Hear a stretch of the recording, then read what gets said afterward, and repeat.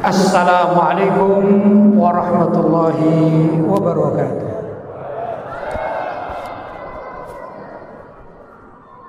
Alhamdulillah, wassalatu wassalamu ala rasulillah Sayyidina Muhammad ibn Abdillah wa ala alihi wa sahbihi wa man wala wa la hawla wa la quwata illa billah, amma ba'd.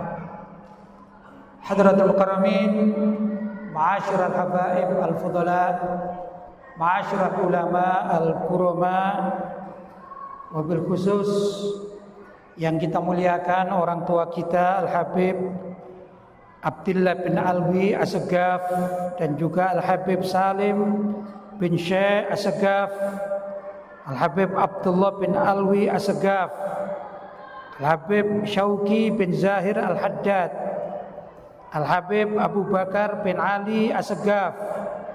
Juga kita muliakan Al-Habib Abdul Qadir bin Umar Assegaf, serta yang kita taati dan kita muliakan Al-Kiai Al-Haj Ihya bin Kiai Saiful Bahri, dan juga guru kita Kiai Abdul Wahab, dan tak lupa juga Al-Ustadz Marzuki bin Kiai Hasib. Wabil khusus akhina fillah walillah Al-Mukarram Al-Ustadz Abdul Qadir bin Ahmad Assegaf, dan juga orang tua kita, mudah-mudahan beliau bisa rawuh, yaitu Kiai Haji Nur Khalis Mustari, serta para habaib dan para kiai, dan juga para ustadz yang tidak bisa saya sebutkan satu persatu namanya tanpa mengurangi rasa hormat saya kepada beliau-beliau. Hadirin hadirat yang dirahmati oleh Allah, malam hari ini adalah malam yang sangat luar biasa. Ikhtitam di dalam majelis ikhtitam sementara ya, di dalam kegiatan majelis taklim Ahlus Sunnah wal Jamaah Bangil.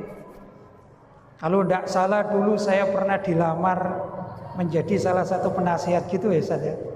Kalau masih ditulis Ustaz ya, masih ditulis kira-kira. Masih ya, alhamdulillah.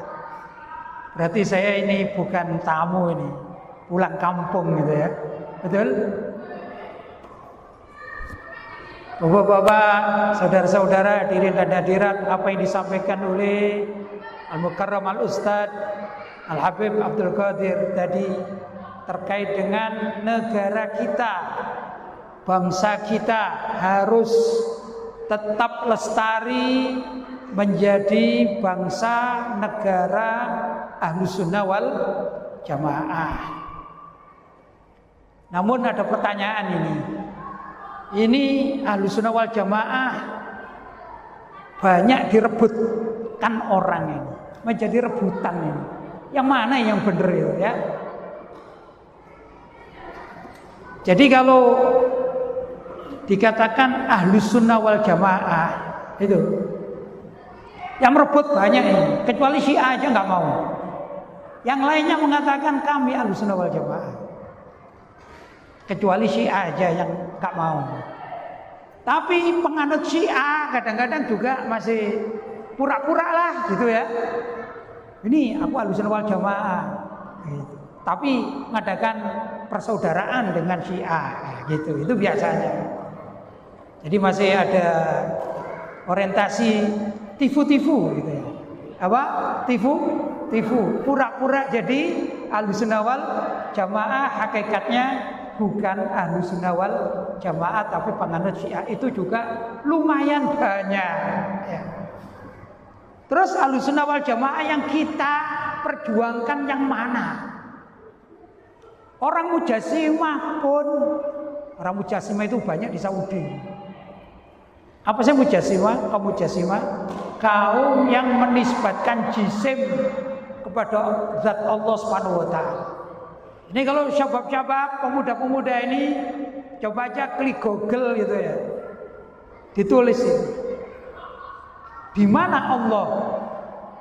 Pertanyaan ini. Di mana Allah? Maka akan muncul di situ pendapat bahwa Allah ada di langit. Allah sedang duduk di arsy dan segala macam ini. Itulah kaum mujassimah. Padahal menurut para Ahlussunnah wal Jamaah, pertanyaan di mana Allah itu su'aluhu bid'atun. Tanya tok itu bid'ah. Apalagi menjawab di langit. Kalau orang Nasrani ditanya, orang Nasrani, Tuhanmu di mana? Katanya Tuhanku di surga.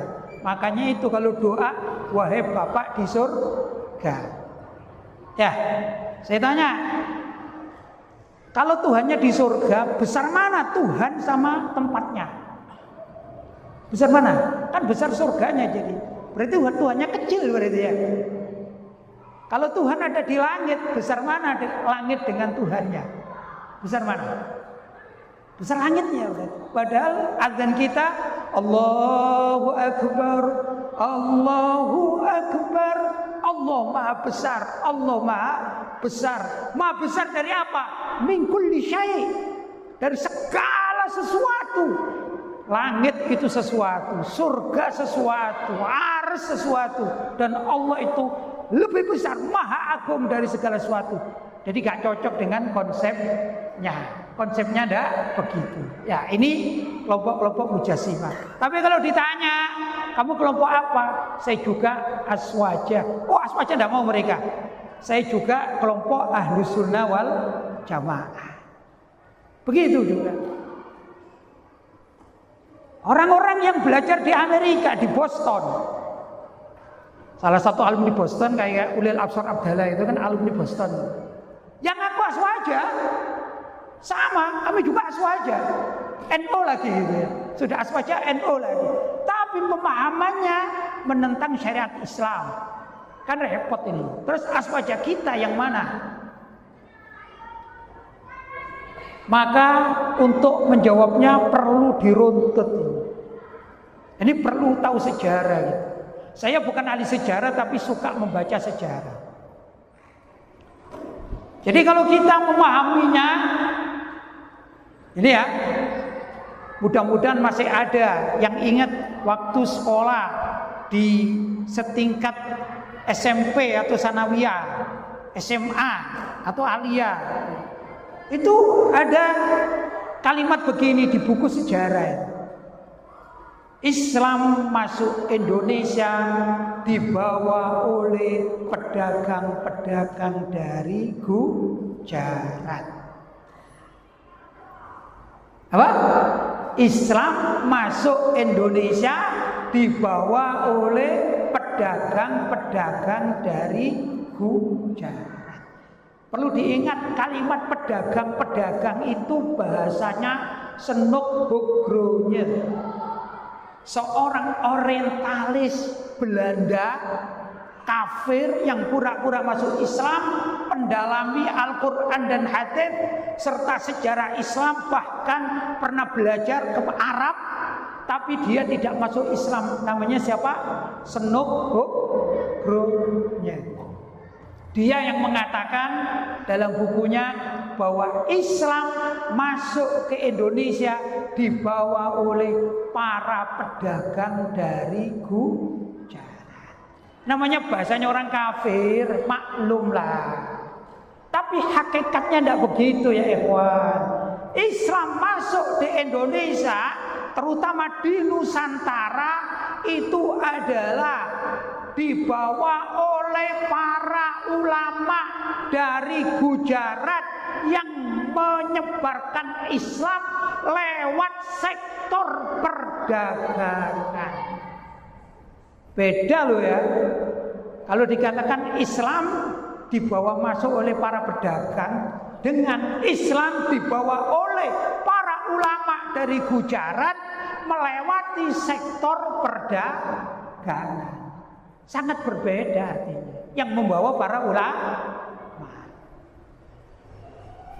Maka muncullah ya ikhwan istilah Islam disebarkan oleh para wali songo. Ya para wali songo dan kawan-kawannya itulah hakikatnya yang membawa Islam dari negeri Gujarat masuk ke Nusantara. Salah satunya Indonesia. Salah satunya apa? Indonesia. Gujarat itu mana sih? Gujarat itu ya kalau kita mengenalnya ini golongannya yang bisa bikin martabak. Martabak asli dari mana? Ya. Martabak asli martabak dibuat dari India. Dulu katanya lagu lama dulu gitu ya. Di India itu pertama Muslim mayoritas bermadhab Hanafi.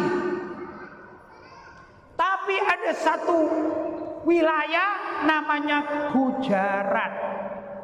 Ini mayoritas penduduknya bermadhab Syafi'i. India itu besar. Mungkin saya lebih mudah saya gambarkan ibarat Jawa Timur gitu ya. Jawa Timur kan besar gitu ya. Misalnya di semua Jawa Timur kecuali Madura, gitu ya. Bermadzhab Hanafi kecuali Madura bermadzhab Syafi'i. Ibarat saja Madura itu Gujaratnya. Paham ya? Itu mayoritas para ulamanya menganut madzhab Syafi'i. Kenapa? Karena yang membawa Islam ke negeri Gujarat adalah seorang ulama bermadzhab Syafi'i.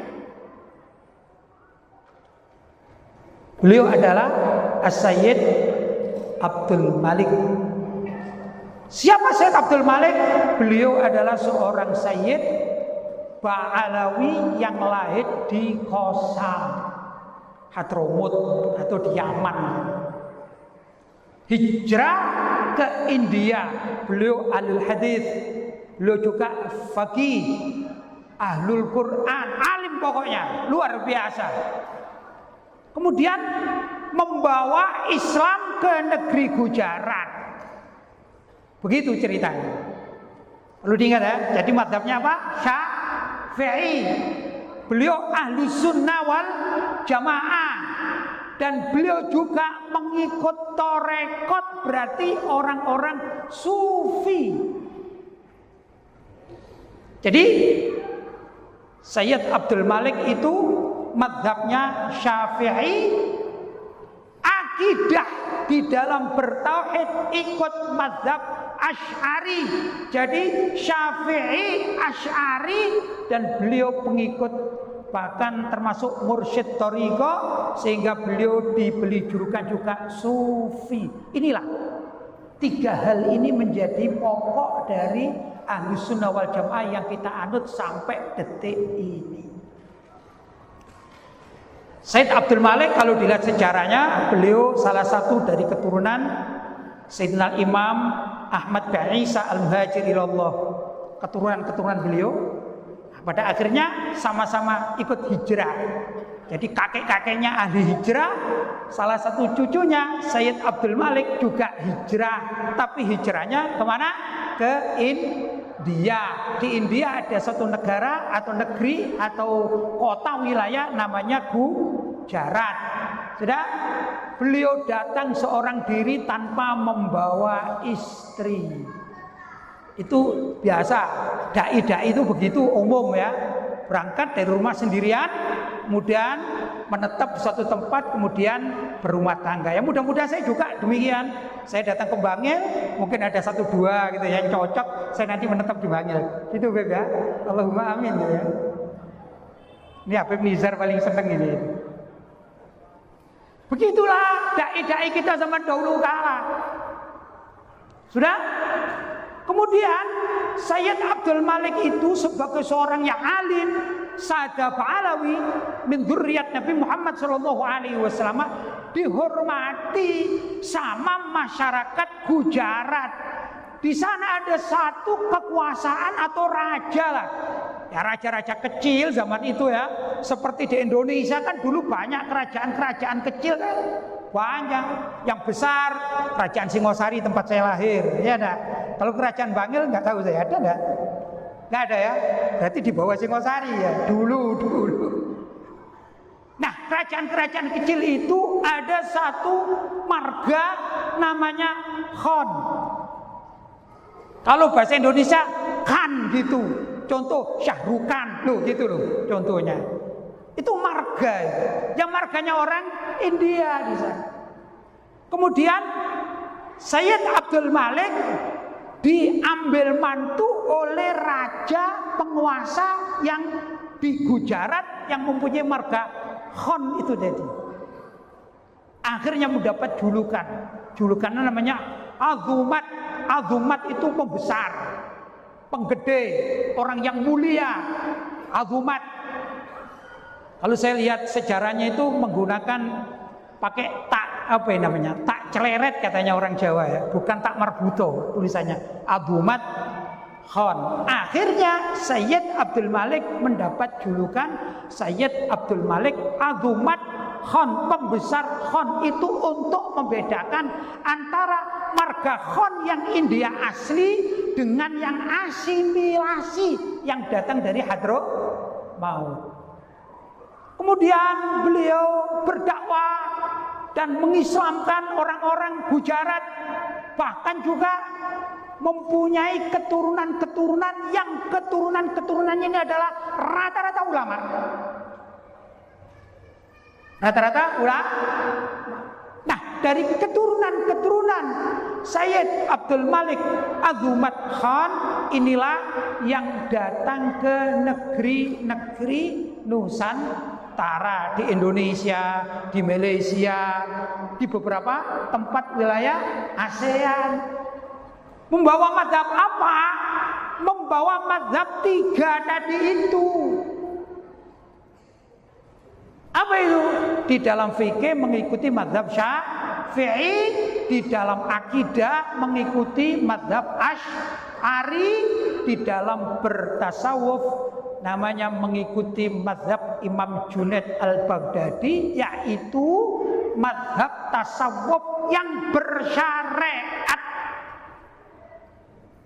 Perlu diingat, tasawuf yang bersyariat. Kalau ada orang mengaku sufi, tidak mau syariat, ini ditolak. Panjang cerita saya ambil langsunglah kepada para wali songo. Sebenarnya yang memasukkan Islam awal mula itu bukan generasinya wali songo. Ada orang-orang yang terlebih dahulu. Di Gresik, nah, perlu pergi ke Gresik ini. Ada seorang wanita namanya Sayyidah Fatimah binti Maimun. Itu menurut riwayat lebih tua jauh daripada Sunan Giri. Lebih tua jauh. Panjangnya kuburan ini panjang juga. Orang dulu kan panjang-panjang ya. Karena waktu itu Indonesia masih kosong lah tempatnya. Belum berdusel-dusel kayak sekarang. Kenapa kita kok pendek-pendek sekarang? Karena rumah kita berdusel-dusel, makanannya dibagi lagi.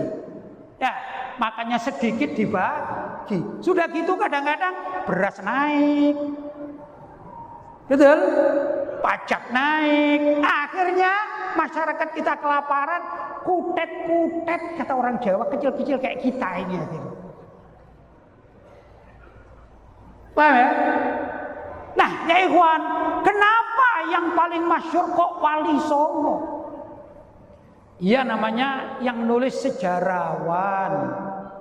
Sejarawan itu menulis dengan apa yang diketahuinya. Biasanya ini ya, yang ditulis itu orang-orang yang masyhur di masanya. Begitu biasanya. Sama di tempat-tempat kita ini. Di tempat kita ini, di Bangil ini, ulama dari kalangan habaib atau ulama dari kalangan kiaiat, jumlahnya ratusan mungkin. Termasuk ulama itu adalah ustadz-ustadz muda-muda itu ya, ulama yang penting mengerti agama dengan mantap. Tapi kadang-kadang yang terkenal cuma 10 orang gitu. Betul? Bahasa sekarang yang viral. Jadi Wali Songo itu adalah generasi yang viral di masa Wali Songo. Akhirnya tercatat sejarah, Kita orang sekarang hanya mengatakan, oh berarti penyebar agama Islam cuma 9. Tidak begitu. Saya membaca salah satu tulisan Sayyid Nagib Al-Attas. Nah, ini kelahiran Johor, Malaysia. Saya bacanya dengan bahasa Malaysia lagi. Beliau salah satu mengatakan gini, sesungguhnya Islam masuk di Indonesia itu sejak zaman khilafah Sayyidina Utsman bin Affan. Begitu katanya.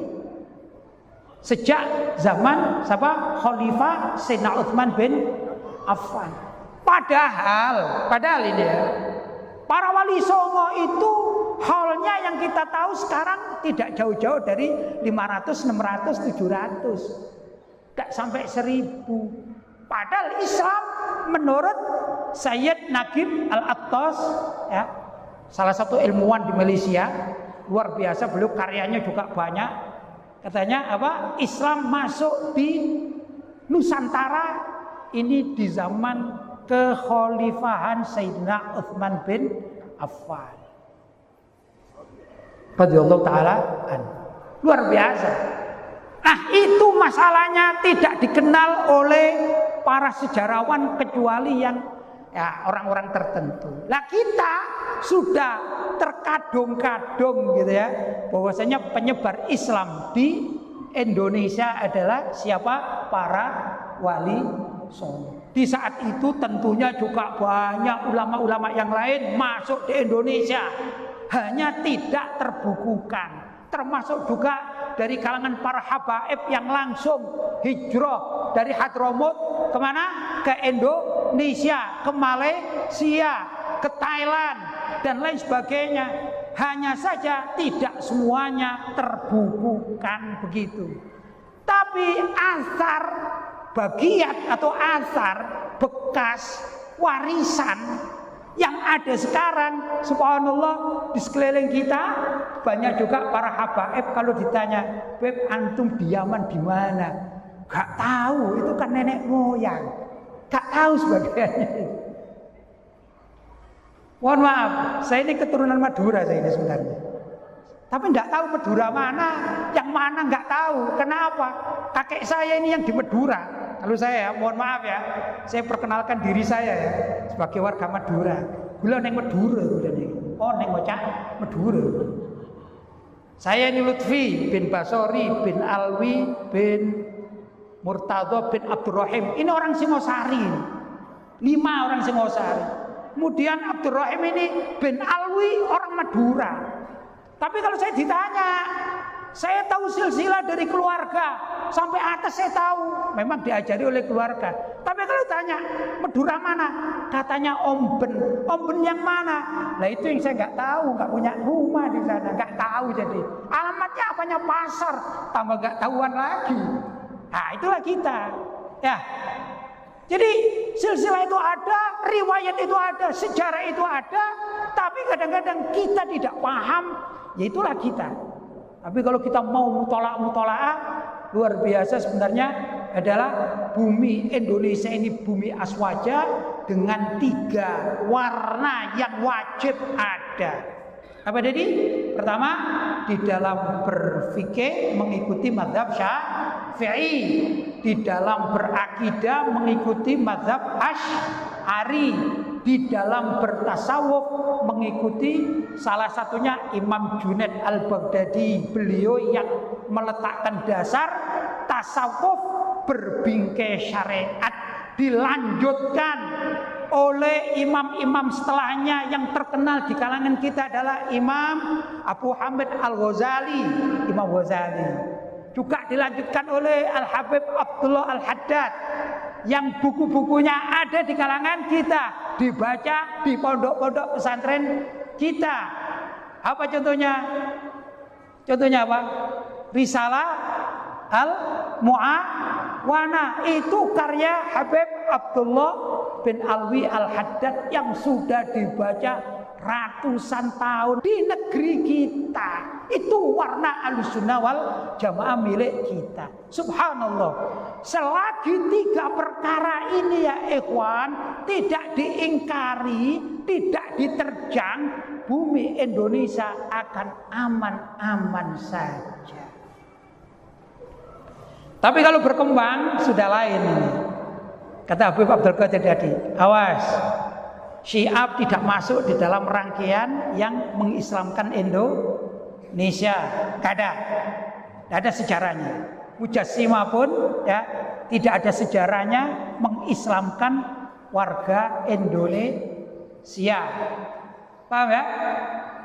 Yang ketiga, orang-orang liberal. Orang liberal ini adalah anak buahnya Snoop Hogronya. Snoop Hogronya adalah orang kafir yang mempelajari Islam. Islam bukan untuk diamalkan, tapi Islam dijadikan kajian semata. Sampean kalau baca tulisannya Snoop Hogronya, itu mungkin menurut saya suka baca ya. Menurut saya kepandaiannya Snoop Hogronya itu sama dengan orang yang teralim seluruh dunia zaman sekarang. Tahu sampean? Syekh Google. Syekh siapa? Google. Itu orang paling alim seluruh dunia. Wajahnya bercahaya, terutama kalau malam hari ya. Namanya siapa? Syekh Google. Tanya apa saja bisa. Gak ada kayaknya orang alim lebih alim daripada Syekh Google. Artinya ya ikhwan, Snoop Hogronya itu di dalam keilmuan itu mateng. Saya suka baca, sejarahnya mateng, fikihnya mateng, baca ayat Al-Quran mateng, bahasa Arabnya mateng. Mungkin kalau zaman sekarang sudah menjadi profesor dalam jurusan agama Islam, tapi tidak beriman, tetap kafir, tidak mendapatkan hidayah.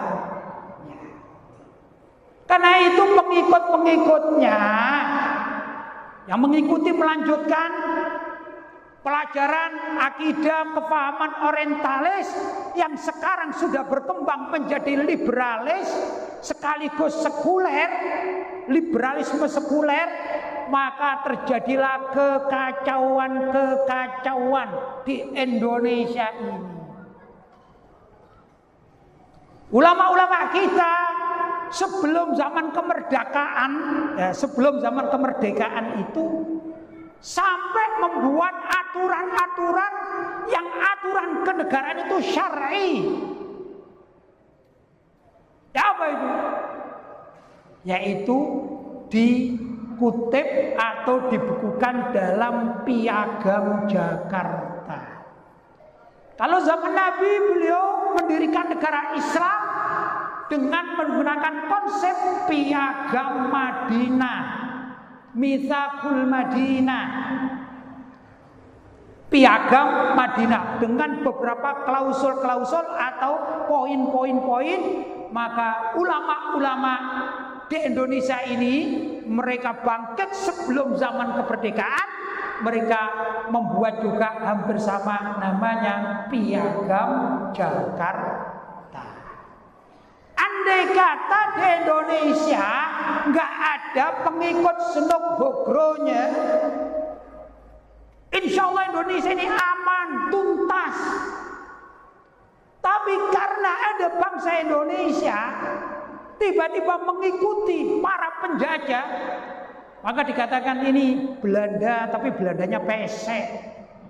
Kalau Belanda bangir ya Belandanya, ini Belanda pesek. Maksudnya orang Indonesia yang berpakaian dan berperilaku ala Belanda. Itu yang menyebabkan perjuangan ulama-ulama di Indonesia untuk menjadikan Piagam Jakarta menemukan hambatan. Siapa yang menghambat?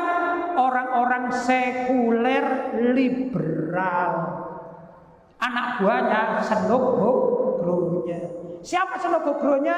Orang Barat, orang Eropa, yaitu orang Belanda yang mempelajari keislaman bukan untuk diamalkan, tapi hanya untuk dilihat celah mana yang bisa dimasuki. Senok Hogronya dalam sejarahnya, dia akhirnya ditugaskan oleh pemerintahan Hindia Belanda itu di Aceh. Zaman itu masyarakat Aceh maka dikenal sebagai Serambi Mekah, daerah istimewa Aceh yang diperbolehkan melaksanakan syariat Islam. Sejarahnya waktu itu Aceh sudah bisa melaksanakan syariat Islam. Kemudian masuklah Senok Hogronya bertugas di Aceh. Sedikit yang dirubah, yang dibelokkan cuma sedikit. Kecurangannya Senok Hogronya cuma sedikit. Apa kecurangannya Senok Hogronya?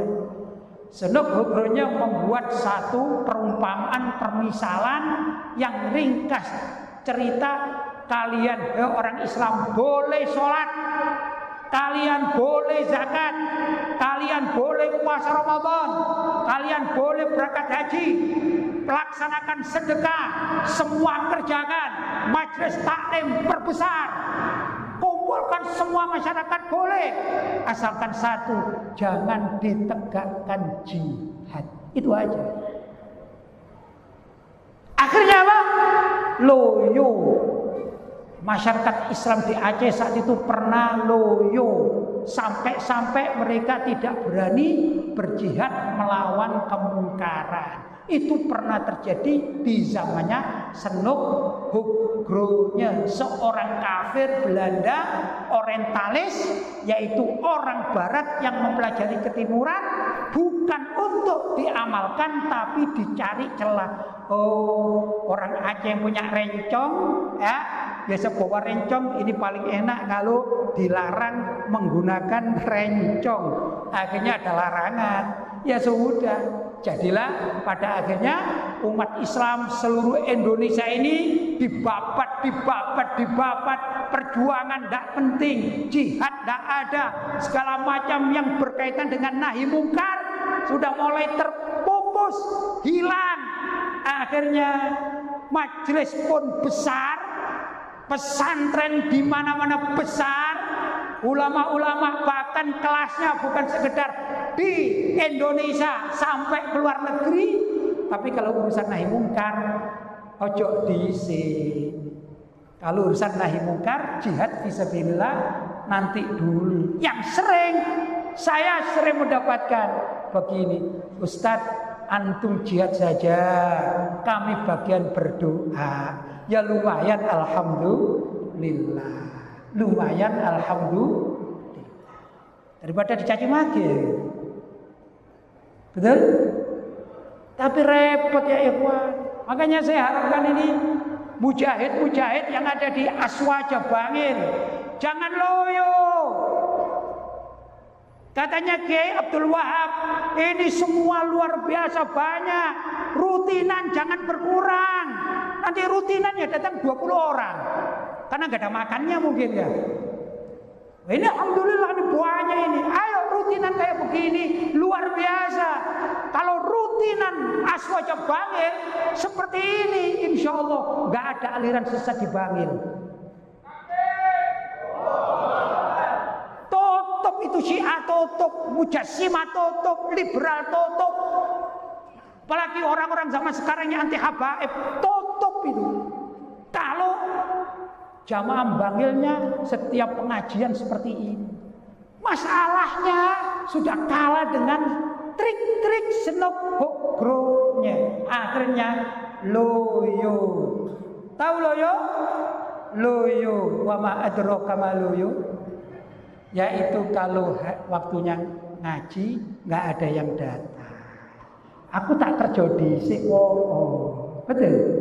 Ada yang begitu? Banyak. Astagfirullahaladzim. Astagfirullah. Kita bangun mestinya. Dulu saya diajak di Aswaja Bangil itu, saya berharap mudah-mudahan Aswaja Bangil ini suatu saat bisa membangun kampus Aswaja terbesar di dunia. Begitu harapan saya. Sanggup? Sanggup? Kalau diajak urunan bikin apa tadi? Universitas Aswaja Bangil terbesar di dunia. Mau kira-kira? Beb, catat Beb. Tugas antum, catat. Coba ngacong yang mau. Malaikat, catat. Alhamdulillah masih ada 2, 3, 4, 5, 6 ya. Lumayan lah, 7, 8 ya. Lah kalau aswajanya saja, namanya itu loh aswaja. Sekarang pengajiannya aswaja. Terus aswajanya nggak peduli terhadap aswaja. Mau jadi apa majelis aswaja ini? Ya lumayan kalau plesetannya cuma satu huruf azwaja. Zuat sana, zuat sini, zuat sana, zuat sini. Kalau tidak bisa zuat, ada lagi trik anak muda-muda. Saya azwaja, maksudnya apa? Kalau ada mantenan ikut makan di sana, manten ikut makan di sana, itu makan gratis. Tahu makan gratis? Dari mana? Majelis manten. Masa aswaja model kayak gini? Aswaja itu yang tegas. Saya kasih contoh. Apakah Wali Songo cuma berdakwah dengan lembut saja? Kalau ada yang bilang Wali Songo itu hanya berdakwah dengan lemah lembut saja, ini berarti orang tidak paham sejarah. Tidak paham sejarah. Tatkala ada seorang yang menisbatkan diri sebagai seorang sufi, tapi tidak syar'i. Tahu namanya? Siapa?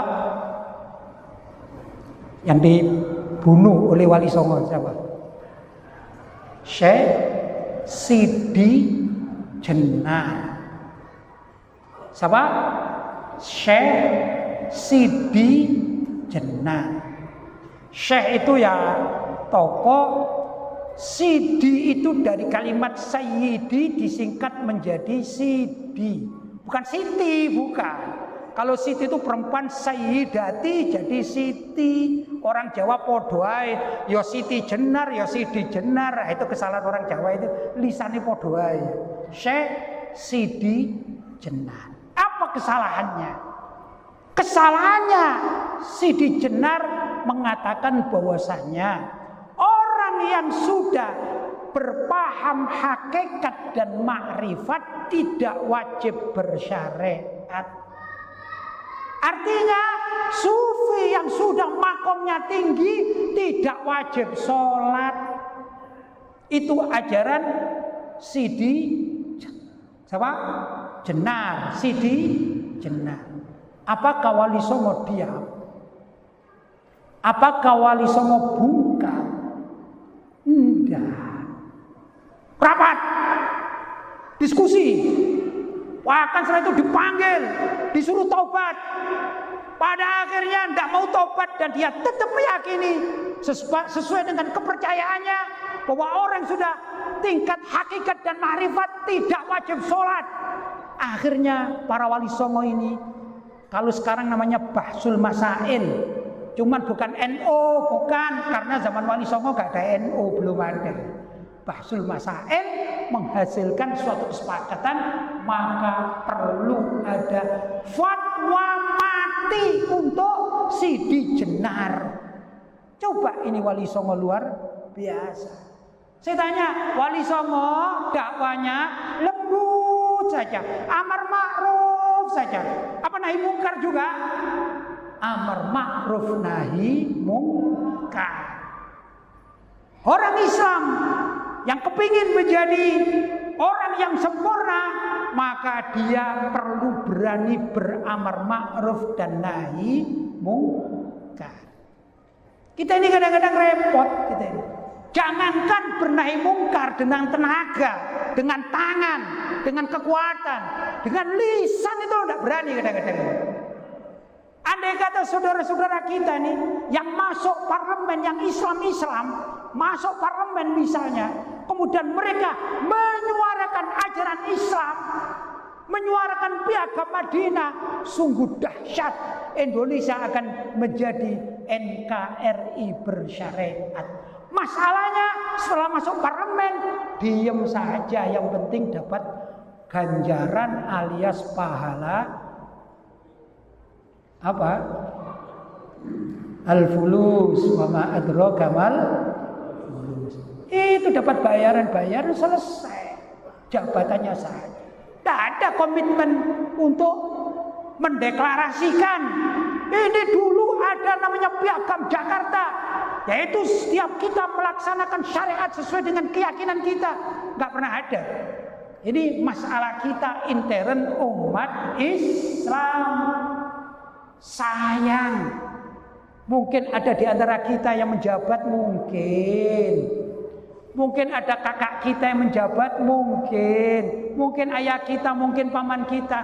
Ayo titip yuk kepada mereka yang menjabat di DPR, mulai daerah sampai pusat. Kalau ada kemungkaran, bikinlah perda anti miras, perda anti sabung ayam, perda anti demikian dan seterusnya, sampai pada peraturan gubernur, sampai pada peraturan negara. Mestinya begitu. Itu yang perlu diupayakan oleh orang-orang yang benar-benar mengaku ahlus sunnah wal jamaah. Mudah-mudahan semua yang hadirin di sini ini, yang hadir juga ibu-ibu hadirat yang ada, ayo kita gerakkan hati kita, juga saudara-saudara kita di rumah tangga kita. Kita ajarkan aswaja dengan betul, bahwa aswaja itu adalah ajaran untuk amar ma'ruf nahi mungkar. Walaupun sekarang hanya lewat WhatsApp, lewat goyangan jempol, tapi kalau itu suatu kebenaran, syiarkan kebenaran itu. Jangan takut terhadap apapun yang mengancam, karena janji kita bukan dengan manusia-manusia, tapi janji kita hanyalah dengan Allah dan dengan Rasulullah Sallallahu Alaihi Wasallam. Mudah-mudahan semua yang hadir ini kelak bersama-sama menghadap Allah dalam naungan bimbingan Nabi Muhammad Sallallahu Alaihi Wasallam, dan juga dengan dzurriyyah dan para ulama semuanya, guru-guru kita. Mudah-mudahan kita semua mendapatkan ampunan dari Allah dan rahmat hidayah. Allahumma amin. Barangkali itu ya ikhwan yang dapat saya sampaikan. Adza wal afu minkum. Wassalamualaikum warahmatullahi wabarakatuh.